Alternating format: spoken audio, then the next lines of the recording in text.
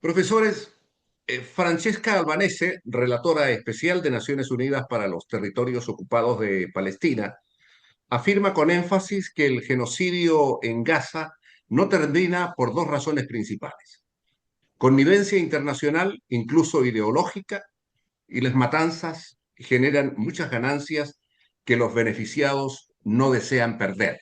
Yo creo que, claro que tiene razón la señora o señorita Albanese. En nuestro semanario, está hablando del semanario del Partido Comunista en hebreo, la hemos entrevistado hace dos semanas atrás y ella explicó claramente lo que significa esto, ya que no es solamente una frase o una definición simple, sino de que tanto en Israel como en el extranjero hay gente que está haciendo mucho dinero con la tragedia del pueblo palestino, específicamente con la tragedia del pueblo palestino en la Franja de Gaza. Yo quiero dar un ejemplo muy pequeño. No sé si ustedes saben, pero ahora hay una autodenominada Asociación de Ayuda Humanitaria a Gaza, que fue creada por los servicios de seguridad de Israel y de Estados Unidos, dejando de lado todos aquellos organismos y organizaciones internacionales que daban ayuda a los palestinos y impidiendo a que las organizaciones internacionales continúen dando la ayuda, que es fundamentalmente ayuda en comida, en ropa y en medicinas. Y bueno, y esta asociación ahora se está creado, Israel aportó 700 millones de shekel a esta autodenominada asociación. 700 millones de shekel es aproximadamente más allá de 200 millones de dólares, pero lo interesante es que la gente que recibe ayuda, cuando la recibe, ya que ustedes deben saber de que hubo varias masacres en los lugares donde se da la ayuda o en las cercanías donde está la ayuda, más de 500 muertos en los últimos 10 días, pero lo que quería decir que en los paquetes esos hay productos israelíes. Lo que es paradójico es que Israel con esa ayuda está subvencionando la propia industria israelí, que es una cosa realmente fantástica, porque no son solamente las balas, no son solamente los aviones, no son solamente los tanques, la nafta, es también los fideos, la harina y el azúcar, que son productos de Israel. Y además no olvidemos, ¿no?, que esta fundación teóricamente humanitaria, que tiene muy poco de humanitaria, está financiada por el propio gobierno de Israel e intenta sustituir a una agencia de Naciones Unidas que lleva desempeñando esa labor desde hace más de 75 años de manera exitosa. La UNRWA, la Agencia de Naciones Unidas para Refugiados Palestinos, tenía más de 400 puntos de distribución en la Franja de Gaza. Ahora han sido sustituidos única y exclusivamente por dos o tres puntos de distribución en toda la Franja de Gaza, muchos de ellos muy cercanos a la frontera con Egipto, dando la impresión de lo que pretende Israel es que toda la población palestina se concentre en la Franja Sur para propiciar una limpieza étnica mediante su expulsión del territorio, ¿no? Y efectivamente también yo coincido aquí con Francesca Albanese, que obviamente la industria armamentística es la gran beneficiada por la prolongación y la perpetuación de la guerra contra la Franja de Gaza, y, por supuesto, donde están los mayores fabricantes de armas es Estados Unidos. No olvidemos que es el principal productor de armas del mundo y el principal exportador de armas del mundo, ¿no? Con lo cual, efectivamente, hay mucha gente que está ganando mucho dinero gracias al genocidio del pueblo palestino. Quiere decir también que Israel, la principal, tiene su industria de armas Israel, pero las principales importaciones de armas también vienen de Estados Unidos. Es el principal proveedor. Según una encuesta de la Universidad Estatal de Pensilvania, realizada en marzo de este año, asegura que el 82% de los colonos apoyan la expulsión forzada de los palestinos de la Franja de Gaza. Además, sondeos indican que más de la mitad respalda que se siga bloqueando los alimentos mientras Naciones Unidas denuncia la hambruna deliberada sobre los civiles de Gaza. Cualquiera diría, profesores, que esta es una demostración palpable de la estrategia de Netanyahu. Bueno, es Así claro de es. que, porque si ellos podrían, también expulsarían a todos los palestinos de Cisjordania. Esa es la idea. O sea, no hay que extrañarse, pero yo creo que dentro de la sociedad israelí está creciendo el odio a la guerra esta que se prolonga, más porque también no solamente palestinos ya están cayendo, sino también soldados israelíes. Ayer en el centro de Tel Aviv hubo una manifestación protagonizada por madres de soldados. Hubo cerca de 6, 7 mil, bueno, no todas madres, por supuesto. También estuvimos ahí todos los que nos oponemos a la guerra, pero las que la llevaron adelante fueron las madres, planteando que hay que terminar con la guerra y hay que tener en cuenta que hay muertos de los dos lados. Claro que la cantidad de muertos del lado palestino es mucho mayor que la cantidad de soldados que están muertos en los últimos meses, en los últimos 2 años en la Franja de Gaza, y ya en el día de ayer hemos pasado la barra de los 56.000, aunque hay apreciaciones de que el número real, ya que hay mucha gente que ha quedado bajo los escombros, el número real es mucho mayor que 56.000. 56.000 son los comprobados fehacientemente con nombre y apellido, y probablemente haya muchos más que no sepamos hasta que se hagan todas las tareas de rescate, que son muy difíciles de hacer en la Franja de Gaza por la falta de equipo, que Israel, por supuesto, bloquea en la frontera, y saber exactamente cuál es la dimensión de esta tragedia, este asesinato, esta masacre. Yo creo que esta encuesta evidencia, ¿no?, cómo la sociedad israelí ha ido desplazándose en el curso de las últimas décadas hacia posiciones cada vez más extremistas, más mesiánicas, más supremacistas. Siempre ha habido en la escena política israelí, prácticamente después de la ocupación de Cisjordania y Gaza, con la guerra de los 6 días en el año 1967, partidos de corte ultranacionalista, mesiánico y supremacista, pero eran hasta hace muy poco tiempo partidos completamente residuales que tenían muy pocos respaldos dentro de la sociedad israelí. Lo que pasa es que la situación ha ido transformándose, cambiando a peor, y ahora esos partidos, sin ser mayoritarios, sí que tienen el control prácticamente del gobierno de Netanyahu, ¿no?, porque se han convertido en partidos bisagra, partidos capaces de condicionar la acción de gobierno y en muchos de los casos dejar caer a los gobiernos, ¿no?, porque el sistema político israelí es un sistema completamente atomizado, ¿no?, con muchas formaciones y por lo tanto se necesitan coaliciones muy amplias, ¿no? Claramente hay un deslizamiento del conjunto de la sociedad israelí hacia posiciones cada vez más radicales, más extremas, en las que se ha impuesto lo que podemos decir que es el campo de la guerra, no el campo de la paz, no aquellos que apuestan por el diálogo, por la negociación, para alcanzar una solución con los palestinos, sino aquellos que consideran que el balance de fuerzas es ampliamente favorable a Israel y por lo tanto hay que proseguir y acelerar esa política de hechos consumados de cara a establecer un gran Israel entre el río Jordán y el mar Mediterráneo. Sorviejo de que todos los antecedentes contradigan lo que pienso, a mí me cuesta muchísimo, hasta el día de hoy, creer que un pueblo tan sufrido como el de Israel, al que trataron de eliminar por lo que eran, esté haciendo lo mismo con los palestinos, es decir, por lo que son. ¿Qué proceso humano o inhumano, digamos, se desarrolla para llegar a estas alturas?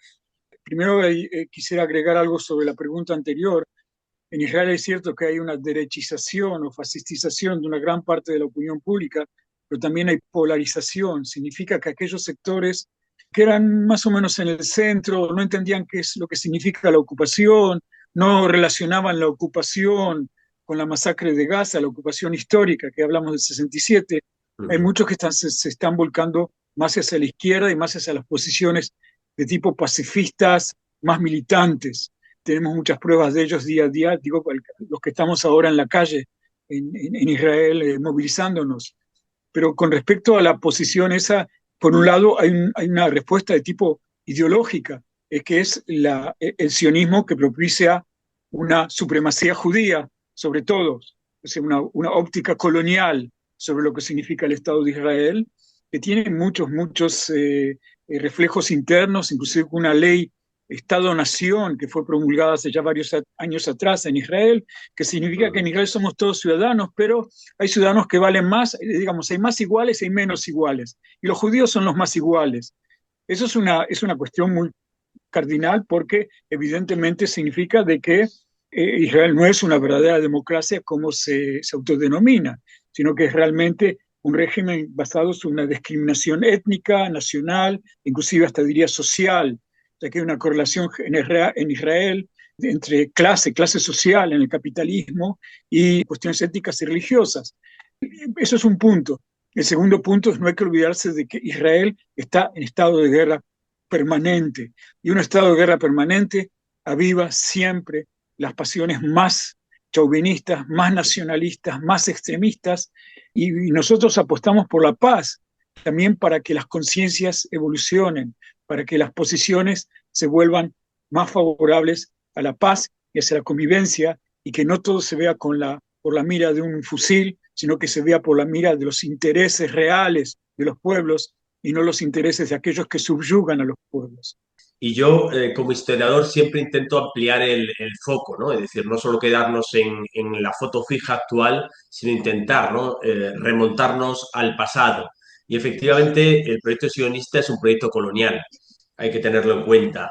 Y ese proyecto colonial, desde un primer momento, intentó negar la existencia de un pueblo palestino, invisibilizarlo. ¿M? Cuando ya no fue posible invisibilizarlo porque demostró, ¿no?, que quería también un Estado y que estaba dispuesto a luchar por él, lo que hizo fue deshumanizarlo. Y ahora lo que estamos viendo es que hay un intento claro por parte de las autoridades israelíes, no solo del Likud, sino también del Partido Laborista, por criminalizar al pueblo palestino, y esto es lo que allana el terreno para que la sociedad compre ese discurso de nosotros o ellos. Es decir, que no hay espacio vital para los dos y que tan solo uno puede sobrevivir. Y por lo tanto, hay que matar al enemigo antes de que crezca. Este discurso lo hemos oído en algunos miembros, incluso del gobierno israelí, que hablaban, ¿no? ¿Por qué se están ejecutando a menores de edad en la franja de Gaza? Tenemos que tener en cuenta que hay más de 20.000 niños muertos y se dice precisamente que en un futuro se van a convertir en terroristas y por lo tanto es legítimo, antes de que se conviertan en una amenaza, suprimirlos, ¿no? Entonces, bueno, ese triple, ¿no?, discurso, ¿no?, por una parte invisibilización, por otra deshumanización y por otra criminalización, yo creo que ha estado muy presente, ¿no?, en toda la historia de las últimas décadas y la relación de Israel con el pueblo ocupado, con el pueblo palestino. La Unión Europea se creyó durante mucho tiempo un cuento muy legítimo, que se trataba de una potencia pacífica que estaba dispuesta a ayudar a resolver los conflictos internacionales o nacionales a través del diálogo y la negociación. En estos momentos y producto de lo que pasa en Oriente Medio, se trata de una Unión Europea que tiene principios desvalorizados, que se cotizan a la baja. Y sin embargo, todo indica que al final de cuentas la única solución frente a estas cosas no son los fusiles, como decía el profesor Efraín Davivi, sino que es el diálogo y la negociación. Claro, pero yo creo desde que en Europa hay un desdoblamiento entre los gobiernos y los pueblos. Yo pienso que en los pueblos hay una verdadera solidaridad con los palestinos. Hay un sentimiento generalizado, es decir, no voy a generalizar y decir que todos los pueblos y todo el pueblo, pero por lo menos hay movilizaciones mayoritarias, movilizaciones muy grandes de solidaridad con el pueblo palestino, y eso pasa en un montón de países que no están realmente involucrados con la situación del Medio Oriente, o sea, como Suiza, Suecia, y yo creo de que la opinión pública europea tiene que seguir luchando, tiene que seguir manifestando, tiene que seguir exigiendo a sus gobiernos que de una vez por todas lo primero que hay que hacer es parar la guerra y lo segundo hay que reconocer al Estado de Palestina. Y si para parar la guerra hay que interrumpir todos los contratos comerciales existentes con Israel, hay que hacerlo ya, no dejarlo para mañana. Y un ejemplo muy claro es el presidente Macron, que hace meses y meses que viene amenazando, entre comillas, de que va a reconocer el Estado palestino. Dijo que en mayo y después dijo que en junio. Ahora está terminando junio y por el momento él apoyó a Israel en la guerra digo, contra Irán. Y bueno, y yo creo de que evidentemente acá la clave no está a esperar que los gobiernos lo hagan, sino de que reforzar las movilizaciones para que desde abajo se imponga una política. Y yo pienso que se pueden imponer políticas desde abajo, tanto en Europa como en otros lados. Sí, yo creo que la ciudadanía europea está harta, ¿no?, de los dobles raseros y la retórica vacía. El doble rasero, porque cuando Rusia invadió Ucrania, hubo rápidamente, se establecieron en apenas unas horas sanciones internacionales contra Rusia, contra los dirigentes principales, mientras que en el caso de Israel, esas violaciones sistemáticas de derechos humanos parece que no tienen ningún tipo de coste. Y eso que, no olvidemos, los acuerdos de asociación entre Israel y la Unión Europea tienen una cláusula de condicionalidad, el artículo segundo, que dice claramente que se condiciona la aplicación de esos acuerdos al respeto de los valores democráticos y de los derechos humanos, ¿no?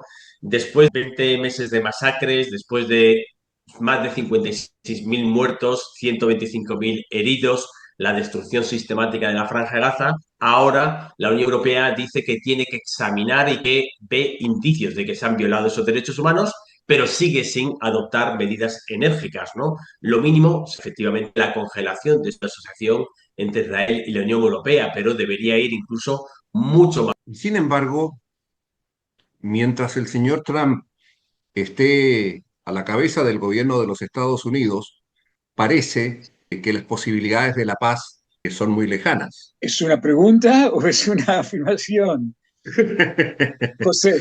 Como usted lo No, considere, profesor, como usted no, lo no, considere. no, digo porque yo creo que Trump está dispuesto a lo que llama una Pax Americana, o sea, está dispuesto a cualquier tipo de acuerdo que favorezca a los Estados Unidos. No hay que olvidarse que está detrás de todo esto, evidentemente está manejando los hilos de la situación en el Medio Oriente, y todo lo que está haciendo Israel se está haciendo en la aprobación de los intereses norteamericanos. Por lo tanto, sí, Trump está a favor de una paz, todo tiempo de que no haya Estado palestino, todo tiempo que Israel asegure su hegemonía en la región, todo tiempo que los Estados Unidos salgan beneficiados de todo esto. Pero no es la paz de la que nosotros estamos hablando. Nosotros estamos hablando de una paz justa, que significa no cualquier tipo de paz, sino una paz justa. El principio básico de esa paz justa es reconocer los derechos nacionales del pueblo palestino, los derechos de autodeterminación del pueblo palestino que fueron ya establecidos en el 47 por las Naciones Unidas. No es algo nuevo, no es algo que tiene que ver ni siquiera en el año 67 con la Guerra de los 6 días. Y en ese sentido yo quiero recalcarla para dar algo positivo, porque no todo es negativo. Es el gobierno español, el gobierno del señor Sánchez, que por lo menos está haciendo algo, está removiendo el avispero, digamos así, de alguna manera, en el Consejo de Europa, en las instancias europeas máximas, para que la cosa cambie. Hay muchos países que lo frenan. Y por otra parte, de vuelta, si hablamos de economía, para Israel, Europa es la primera región exportadora, mucho más grande, mucho más importante que Estados Unidos inclusive. Y también para Europa, Israel en el Medio Oriente es un mercado muy importante. Por lo tanto, hoy en día tomar medidas contundentes contra Israel, también en lo comercial, en lo económico, significaría presionar de una manera contundente para que Israel cambie posiciones, a lo menos para frenar la guerra en la Franja de Gaza. Sí, a mí me gustaría añadir también esta cuestión que hemos mencionado antes, el divorcio que hay entre gobernantes y gobernados, también se ve muy claramente en Estados Unidos, ¿no? Ya ha habido una rebelión de las bases demócratas contra la política que adoptó Biden de respaldo incondicional, el ataque contra la Franja de Gaza y contra el envío sistemático de armamento. Si vemos las últimas encuestas, ese malestar de la base social demócrata y sobre todo entre los jóvenes ha ido aumentando con el transcurso del tiempo. Pero es que incluso entre los republicanos prácticamente al menos un tercio o un 50% también está en contra, ¿no?, de seguir enviando armamento y de realizar y llevar a la práctica esa limpieza étnica con la expulsión de más de 2 millones de palestinos que viven en la Franja de Gaza, ¿no? Por lo tanto, esto yo creo que va a marcar en los próximos años y en las próximas décadas la política exterior americana, ¿no? Porque estamos viendo, ya digo, cómo candidatos progresistas están haciendo de alguna manera, ¿no?, el respaldo a la cuestión palestina una punta de lanza en sus campañas. Lo hemos visto, por ejemplo, en la campaña, ¿no?, en las primarias para la elección de candidato demócrata a la alcaldía de Nueva York, cómo se ha impuesto un candidato joven musulmán abiertamente pro-palestino. Efectivamente, ¿no?, la elección de Zohran Mamdani, de origen indio musulmán, en contra del candidato, ¿no?, que contaba teóricamente con el respaldo de las élites, ¿no?, de los grandes apoyos financieros, ¿no?, como Cuomo, pues demuestra que hay un creciente malestar entre las bases demócratas y precisamente hay una oportunidad de dar un respaldo muy claro, muy contundente a la cuestión palestina, siempre que el Partido Demócrata sea capaz, ¿no?, de distanciarse de los lobbies pro-israelí, sobre todo el AIPAC, que como sabemos financia la campaña de buena parte de los candidatos republicanos y también demócratas. Profesor Efraín Davidi, profesor Ignacio Álvarez Osorio, muchísimas gracias por estas declaraciones y por tratar este tema con nosotros. Muy amables. Muchas gracias a usted. Un placer, muchas gracias.